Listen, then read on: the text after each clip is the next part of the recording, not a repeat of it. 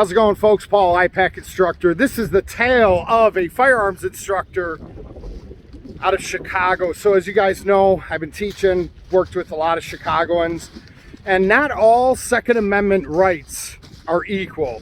As you know, from state to state, laws vary, and just wanted to share this with you. I had a customer, she was in her, I want to say mid to late 70s, and lived in Lincoln Park. If you don't know Lincoln Park, in Chicago, it's heavily populated, and as of the last several years, there's a lot of crime, right?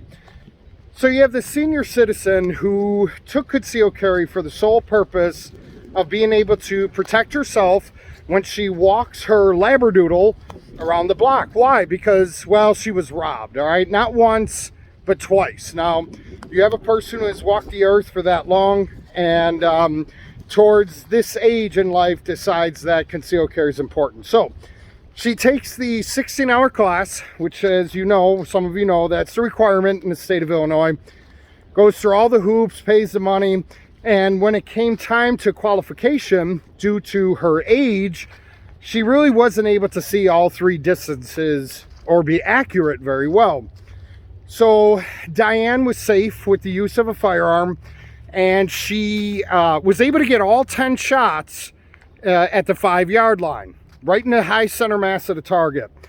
Then she goes and attempts to do the 7-yard line, and she gets 6 out of the 10. All right, 10-yard line, she misses them all altogether. She explains to me that she has a vision impairment, and well, she just was unable to get it done. I said, no problem, Diane, let's do it again. So on multiple occasions, she made this attempt and said, I simply cannot accurately see the target at the furthest distance. Diane was unsuccessful in qualifying, all right? 4 times we went to the range. And, you know, it puts me in a real predicament because as an instructor in Chicago, I need to make sure that a person passes the test. And when a person is unable or incapable of passing the test, they simply fail. And it really upsets me because here you have a good person, an American who is a senior citizen living in a high crime area, we'll call it, who simply wants to exercise her Second Amendment right, and due to the fact that her right is infringed upon by having to pass a qualification, taking a full 16-hour course, and so on, she was unsuccessful in doing so. I personally find that really tough, guys, that ultimately she was denied and that I played a role in it, right? I was just doing my job, but that doesn't mean that it's right. I never heard from Diane again, and I hope that she's doing well. You know, and then I have another one. Gentleman's name was Walter. And he lived in the area of my concealed carry classes. And Walter, also being up in age, was having a real hard time. This is, by the way, these are both a couple years ago.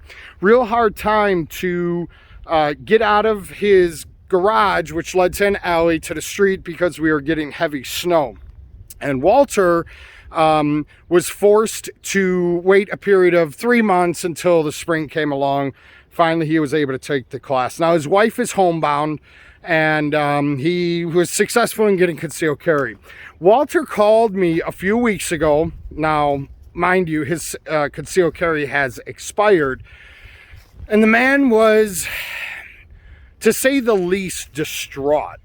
And I remembered who he was, as I remember most all my customers. And he explained to me that his concealed carry is expired, and that he is fearful that they're going to come and arrest him or take his guns. And I said, why?